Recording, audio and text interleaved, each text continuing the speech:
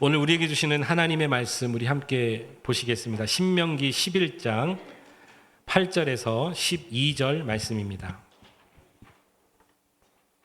신약성경 279면에 구약성경 279면에 있습니다. 신명기 11장 8절에서 12절 말씀입니다.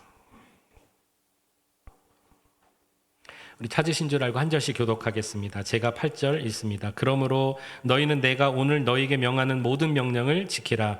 그리하면 너희가 강성할 것이요 너희가 건너가 차지할 땅에 들어가서 그것을 차지할 것이며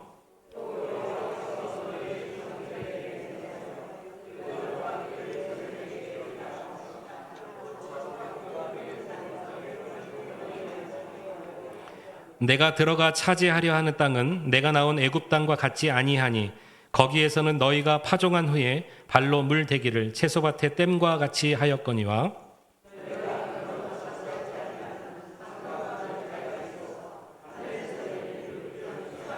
같이 있습니다. 내 하나님 여호와께서 돌보아 주시는 땅이라. 연초부터 연말까지 내 하나님 여호와의 눈이 항상 그 위에 있느니라. 아멘. 우리 2024년도를 여신 여러분들에게 하나님의 은혜와 평강과 임마누엘의 축복이 함께 하시기를 주의 이름으로 축원합니다. 우리 옆에 계신 분들 한번 축복합시다. 이렇게 인사하시죠. 새해 하늘복 많이 누리세요. 이렇게 인사합니다. 시작. 새해 하늘복 많이 누리십시오. 많이 누리시기 바랍니다. 네, 감사합니다. 만약 여러분들에게 기회가 주어져서 어떤 땅을 선택하고 그 땅에서 살 수 있는 권리를 준다면 여러분들은 어느 땅, 어느 곳에 선택하여 살기를 원하십니까? 혹시 나는 도시가 좋다, 나는 도시의 핫한 곳을 땅으로 선택하겠습니다, 이렇게 생각하신 분들 계시죠? 그러신 분들은 분명히 이런 이유일 것입니다. 도시 한복판에 있으니까 모든 우리 생활의 인프라가 다 구성되어 있고 얼마나 활기찹니까? 얼마나 생동감 있습니까? 나는 도시가 좋다. 그런가 하면 어떤 사람은 나는 도시는 너무 복잡하고 저기 한적한 소도시도 좋으니까 그런 곳에 좀 있었으면 좋겠다. 나에게 허락된다면.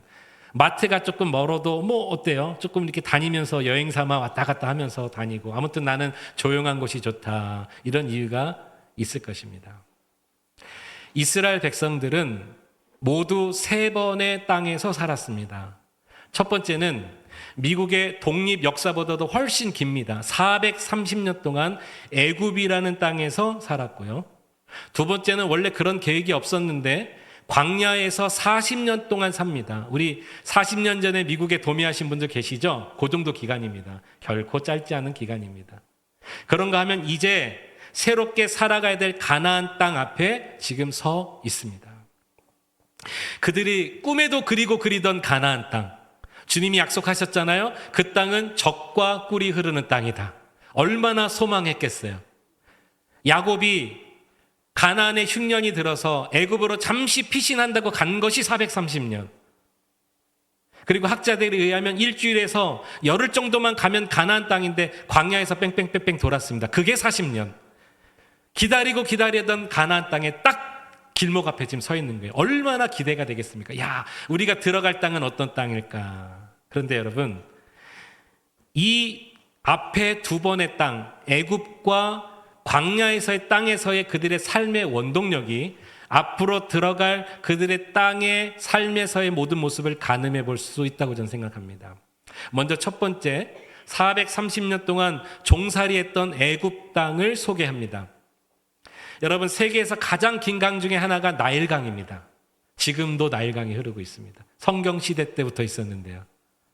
세계 3대 문명 가운데 하나가 이집트 문명이죠. 여러분 다 공부하셨죠? 이집트 문명이 긴 역사를 자랑하고 있습니다. 나일강은요, 정기적으로 범람하고요, 땅이 비옥하고요, 또 농사도 또 목축도 모두 다 잘 되는 비옥한 땅입니다. 여름에 봄에 씨앗을 심으면은요, 가을에 2배가 3배가 아니에요. 몇십 배 과실을 맺는 것이 이 비옥한 애굽 땅이었다는 것이죠. 성경과 5대 제국이라는 책이 있는데 그 책에 보니까 성경에 나와 있는 아주 유명한 5제국을 소개했더라고요. 여러분 다 아실 겁니다. 바벨론 제국, 아수르 제국, 그 다음에 페르시아 제국, 헬라 제국, 그리고 신약의 로마 제국. 이 5제국이 성경에 있습니다. 꼭 여러분들은 오늘 처음 들으시는 것처럼 저를 바라보시네요. 있습니다. 여러분 믿으시기 바랍니다. 이 5제국의 특징을 그 책에서 뭐라고 적혀 있냐면 그때는 영원할 줄 알았는데 몇백 년도 지나지 못해서 망하고 다시 새로운 제국이 피면 또 영원할 줄 알았는데 몇백 년이 못 돼서 망하고 이 5제국 모두가 몇백 년 안에 다 무너진 기록이 있습니다. 그런데 이 애굽 나라는요.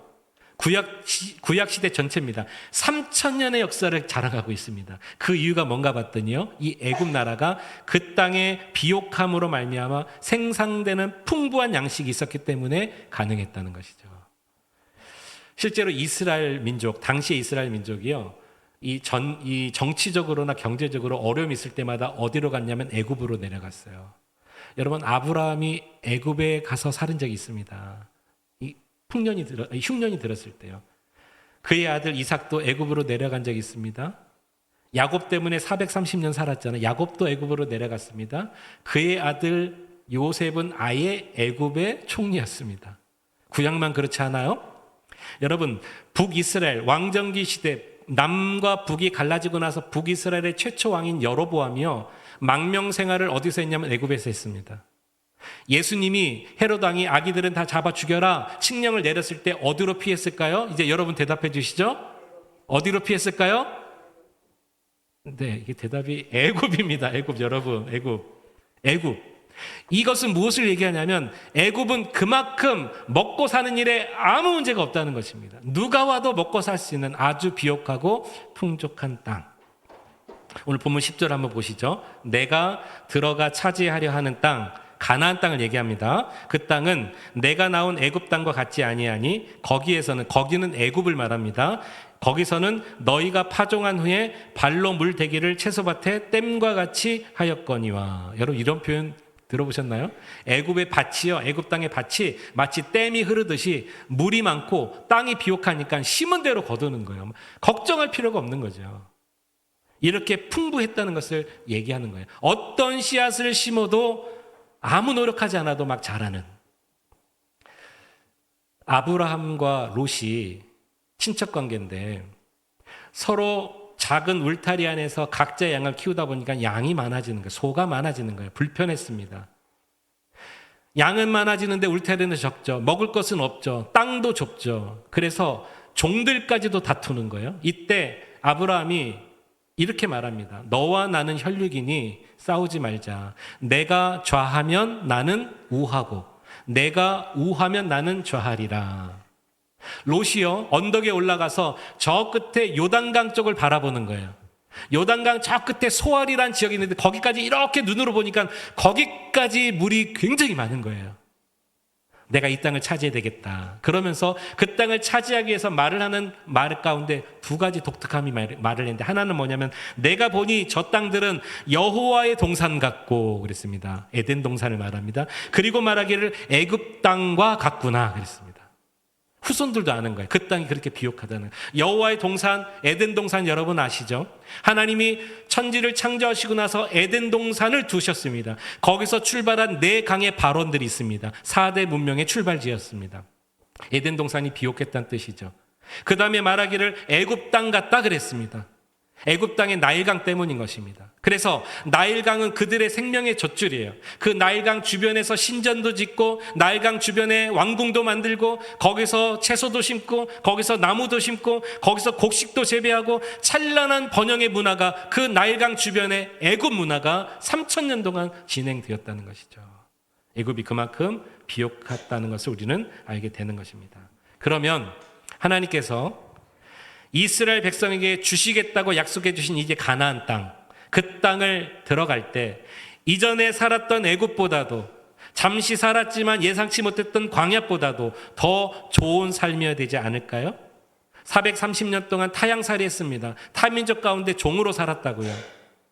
열흘만 가면 되는 길을 40년 뺑뺑이 돌았다고요. 그러면 그들에게 위로 차원으로라도 조금 보상 차원으로라도 좋은 땅을 주셔야 되지 않느냐. 그런데 오늘 여기 보니까 뭐라고 되어 있습니까? 그 땅은 애굽 땅과 같지 않다. 애굽은 지금 비옥하다고 제가 계속 말씀드렸습니다. 그럼 그 땅과 같지 않다. 뭔가 불안합니다. 우리가 읽은 이 신명기 11장은요. 앞으로 가나안 땅에 들어가서 살아야 될 이스라엘 백성들에게 하나님이 주신 축복의 말씀을 모세를 통해서 주신 설교예요.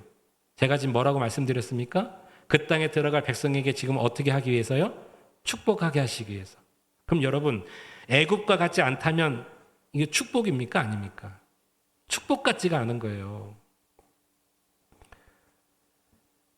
우리 사람이 말입니다. 이전에 살았던 삶보다 앞으로 살아갈 삶이 조금 더 좋아야 우리는 좀 성공했고 승리했다고 생각하지, 이전에 사는 삶보다 조금 더 못한 삶을 사는 것 같으면 실패한 것 같지 않으세요? 내가 지금 뭐 하고 있나? 괜히 실패한 것 같아요. 막 의기소침해진다는 것입니다. 이게 땅이나 집 문제만이 아니에요. 우리의 일도 그렇습니다. 여러분 비즈니스하고 직장생활 하시는 분들, 지난날보다 더 지금 삶이 어렵다면 내가 괜히 이 땅까지 와서 뭐하나, 이런 어떤 실패의식이 약간 있습니다. 삶도 그렇습니다. 자식도 그렇습니다. 자식도 더 못하면 괜히 내가 이거 낳아가지고 내가 고생시키는 건 아닌가, 이런 그런 마음이 있지 않으세요? 사람에 속한 모든 영역이 다 그렇더라고요. 이전보다 나아야 되겠다는 우리의 생각 때문에 지금 그런 삶을 살지 못하면 망한 것 같은 표정으로 우리는 항상 살아간다는 것이죠. 두 번째 땅을 여러분께 소개합니다. 이 땅은 나일강이 있는 애굽과는 완전히 대비가 되는 가나안 땅입니다. 11절 말씀 보겠습니다. 너희가 건너가서 차지할 땅은 산과 골짜기가 있어서 하늘에서 내리는 비를 흡수하는 땅이요 그랬습니다. 하나님이 분명히 허락하신 땅입니다. 내가 주겠다고, 백성들이 주겠다고 약속하신 땅인데 이 땅이 애굽 땅과 같지 않다는 거예요. 그럼 애굽 땅과 같지 않은 것, 그 정도는 좋은데 성경은 뭐라고 말하냐면 그 땅은 산과 골짜기가 많아서 하늘에서 내리는 비를 흡수한다는 거예요.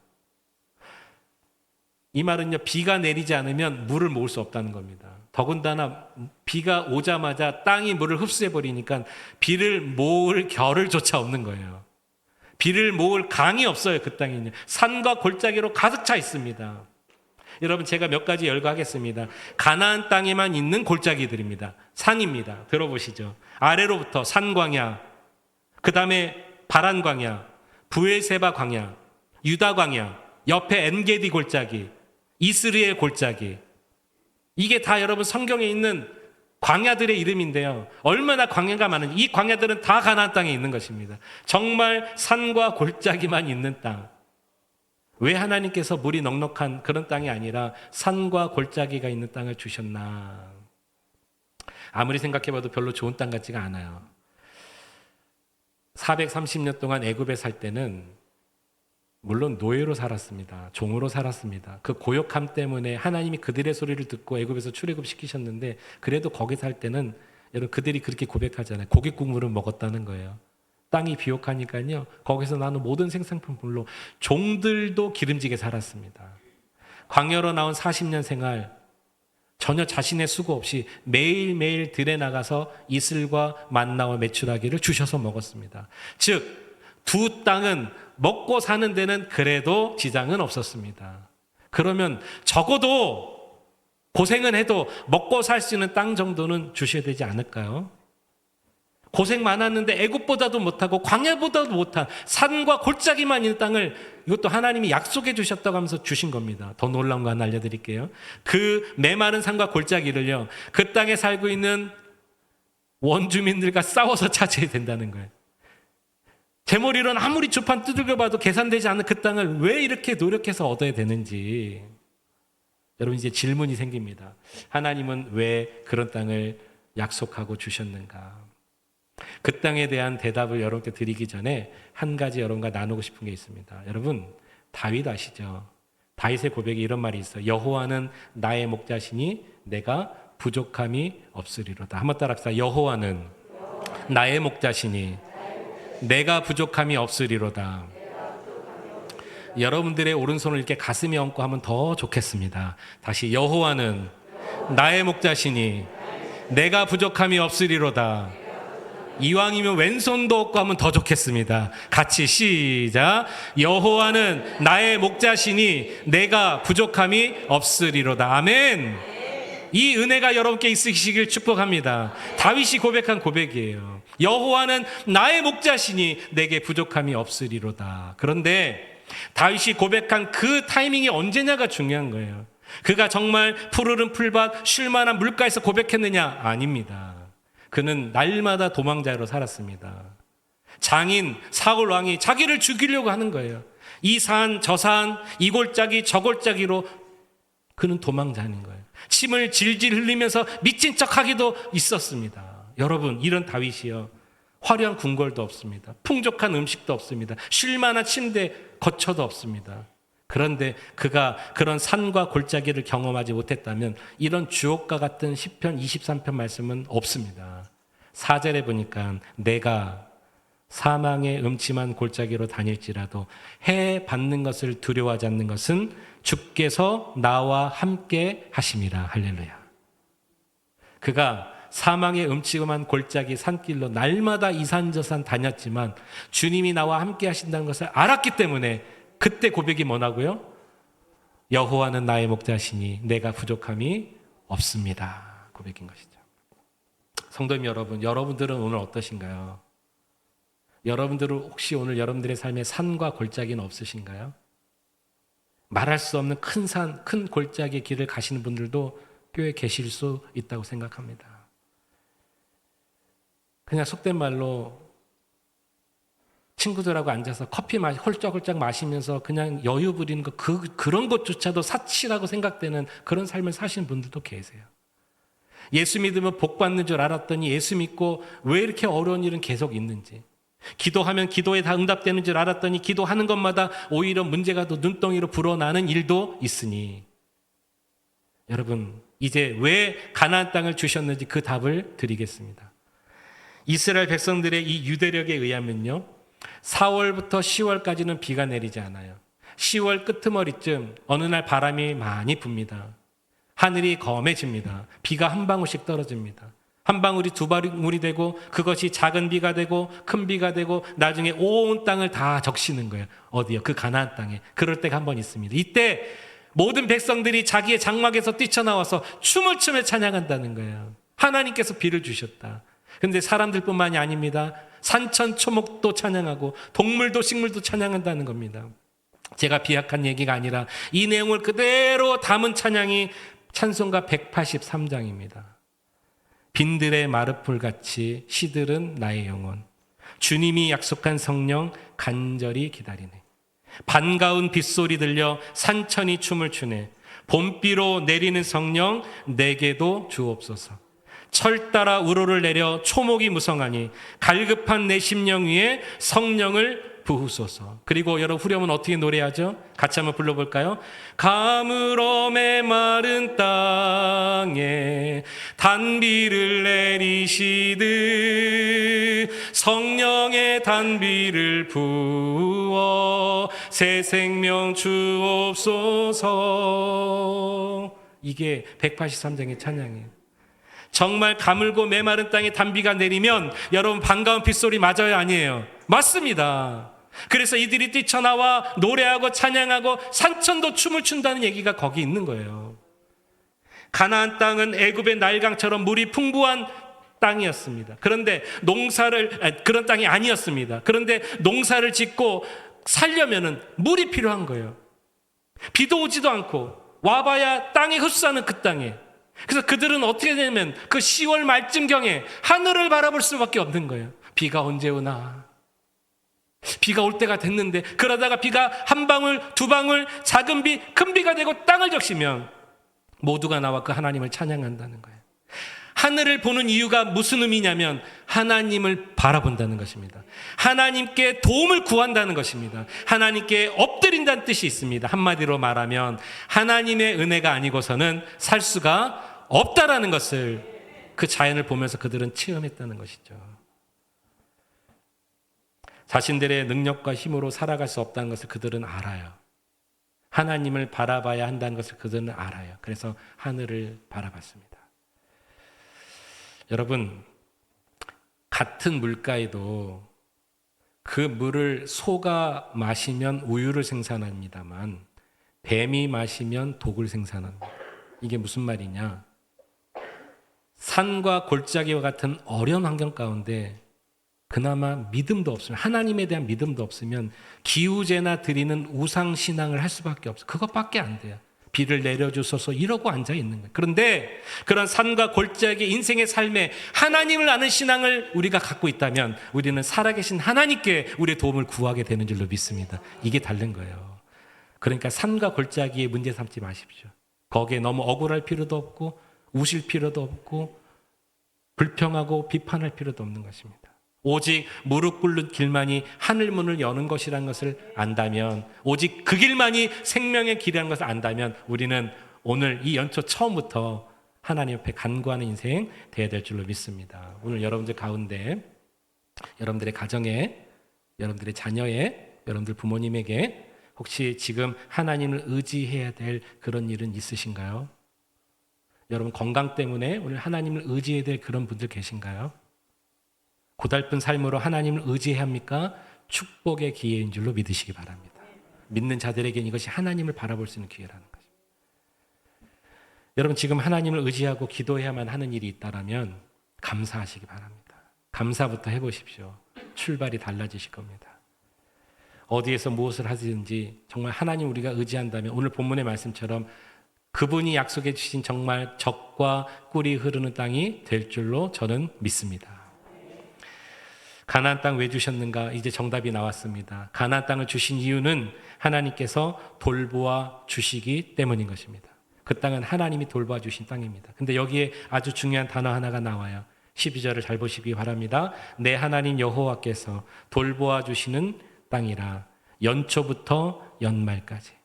연초부터 연말까지 내 하나님 여호와의 눈이 항상 그 위에 있느니라. 따라합시다. 연초부터 연말까지 하나님이 저와 여러분들을 돌보신다는 것입니다. 얼마나 큰 은혜입니까? 얼마나 큰 은혜예요. 부모가 되고 보니까 부모인데도 자녀를 평생 이렇게 관심 갖고 돌보고 사랑할 수 없겠더라고요. 부모가 먼저 세상을 떠나거나 아니면 자식이 출가하거나 성장해서 이렇게 독립을 하면 여러분 그 이제 돌봄이 끝나잖아요. 지난 수요일 날 이제 저희 큰애 딸아이가 휴가 나왔다가 이제 복귀를 했습니다. 마침 그날이 우리 교회 처음 시작하는 블레싱 중보기도 첫 모임이라 같은 기간이라 제가 이제 공항을 데려다 주지 못했죠. 이제 기도회 하기 전에 짧게 우리 저희 가족 카톡방에 시간도 없어서 그냥 짧게 뭐라고 남겼냐면 또 만나 이렇게 제가 남겼어요. 그런데 이제 저희 아내가 아이를 데려다주고 돌아오는데 제가 남긴 또 만나가 너무 슬프다는 거예요. 부모인데도 자녀를 또 만날 수 있는 거죠. 여러분 내 슬라를 떠나고 또 내가 먼저 성향이 달라지면은 자녀는 그 돌봄이 거기서 끝나더라고요. 저는 지금도 기도합니다만 저희 큰아이가 군대에 있거든요. 딸인데 군대에 있습니다. 저는 날마다 기도합니다. 그 밤에 근무 쓸 거 아니에요? 그럼 저 하늘의 별을 볼 거 아닙니까? 캔자스에 있는데 아주 별이 많답니다. 하나님 저 하늘의 별과 같이 땅의 모래알 같이 하나님 지켜주세요.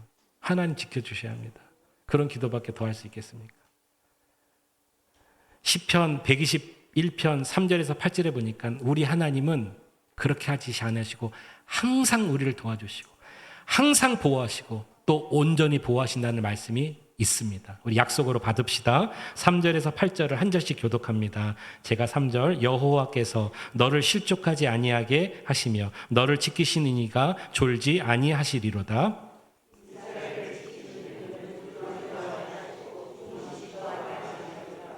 여호와는 너를 지키시는 이시라. 여호와께서 내 오른쪽에서 늘 그늘이 되시나니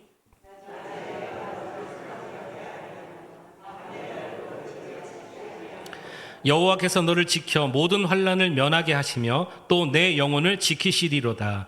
여호와께서 너의 출입을 지금부터 영원까지 지키시리로다. 여기 보니까 지금부터 언제까지요? 영원까지. 지금부터 영원까지, 오늘 본문에서는 연초부터 연말까지, 시작부터 마쳐질 때까지, 여러분들의 인생에 지금부터 영원까지 우리 하나님이 약속하셨어요. 우리를 보호해 주시겠다고, 지켜주시겠다고. 우리 하나님이 당신이 사랑하는 자녀들에게 광야를 괜히 주시는 게 아닙니다. 산과 골짜기를 그냥 주시는 게 아니에요, 여러분.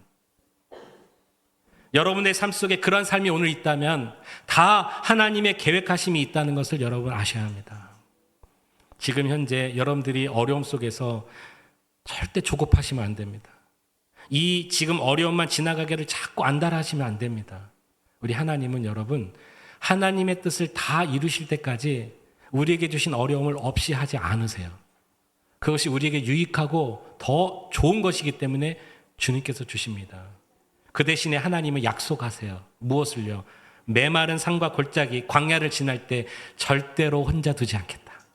너를 그냥 두지 않겠다. 내가 너와 함께 하겠다. 이 광야를 너 한번, 거친 광야 산 너 한번 지나봐. 그렇게 하지 않으시겠다는 거예요. 우리와 함께 하시겠다는 거예요. 이 주님을 믿을 수 있길 축복합니다. 그렇게 하시는 주님이세요. 2024년도 새해가 시작되고 오늘 새해 첫 주일 예배, 연초부터 연말 12월 31일 송구영신 예배 때까지 우리 하나님의 도움의 손길이 여러분들이 걸어가는 산과 광야 골짜기일지라도 주님이 함께 하시겠다고 약속해 주신 땅이라면 여러분 감사함으로, 믿음으로, 인내하면서 여유 있게 넉넉하게 나아가실 수 있기를 주의 이름으로 축복합니다. 이것이 지금부터 언제까지요? 영원까지. 연초부터 언제까지요? 연말까지. 우리 한 번씩만 해보겠습니다. 연초부터 연말까지, 지금부터 영원까지. 시작. 연초부터 연말까지, 지금부터 영원까지. 한 번 더. 연초부터 연말까지, 지금부터 영원까지 하나님의 은혜가 여러분들 위에, 우리 교회 위에 부어지기를 주 예수 그리스도의 이름으로 축원합니다. 우리 함께 기도하겠습니다. 사랑하는 성도님 여러분, 새해가 시작되고 오늘 7일인데 여러분 기대했던 대로 바뀌신 것이 있나요? 저는 없더라고요. 대신에 이 말은 뭐냐면 우리가 바뀌어야 된다는 것을 말하는 것입니다. 내 속사람이 바뀌지 않으면 바뀌는 것이 없습니다. 오늘 여러분 다시 한번 이 시간에 기도할 때 여러분들의 생애에 가장 귀하고 고귀한 2024년도가 되기를 저는 축복합니다. 특별히 우리 그레이스 한인교회에 새롭게 다시 출발하는 비전과 믿음, 소망의 한 해가 되기를 축복합니다. 그러기 위해서 연초부터 연말까지, 지금부터 영원까지 지키시는 하나님의 도움의 손길을 구하셔야죠. 구하셔야죠. 무엇을 구하겠습니다? 어떤 힘을 여러분 구하시겠습니까? 하나님만이 우리를 돌보아 주신 것입니다. 특별히 가나안으로 가라 명령하셨다면 그냥 두지 않으세요. 함께 하십니다. 끝까지 함께 하십니다. 내가 너와 함께 하리라. 이 말씀을 여러분 믿으시고 올 한 해 여러분들의 기업, 여러분들의 가정, 여러분들의 자녀, 우리 교회 축복합시다. 하나님 함께해 주옵소서. 연초부터 연말까지 함께해 주옵소서. 우리 통성으로 함께 결단하며 기도합니다. 사랑이 많으신 하나님 아버지, 은혜를 감사합니다. 우리 사랑하는 성도님들, 하나님 새해 첫날 첫 주일 예배를 주님 앞에 올려드립니다. 하나님 아버지, 1월 첫 주일 예배가 하나님께 드려지는 이 귀한 예배인 것처럼 올 한 해 하나님 연말까지 하나님의 도우심을 구하기 원합니다. 연초부터 연말까지 우리 사랑하는 성도님들의 가정과 저들의 생애와 비즈니스와 기업과 일터에 함께하여 주옵소서. 하나님 지금부터 영원까지 주님 날아가는 그날까지 우리 생애에 주님의 은혜가 넘치기를 간절히 소망합니다. 허락하여 주시옵소서. 허락하여 주시옵소서. 이것이 우리의 은혜인 줄로 믿습니다. 이것이 하나님의 사랑인 줄로 믿습니다. 하나님, 우리는 하나님 광야와 같은 일도 하나님 지내온 적이 있습니다. 그러나 이제 하나님 명하셔서 가나안으로 가라 하시면 그 땅에서 주님이 돌보심을 믿고 하나님 의지하며 하나님 바라보고 살아가는 우리 인생 되어야 될 줄로 믿습니다. 올 한 해 하나님 우리 성도님들을 위로합니다. 성도님들을 축복합니다. 저들에게 새 힘을 허락하여 주옵소서. 올 한 해 주님이 함께 하십니다. 동행하십니다. 우리에게 주님이 임하십니다. 통치하십니다. 다스리십니다. 주님 역사하여 주시옵소서.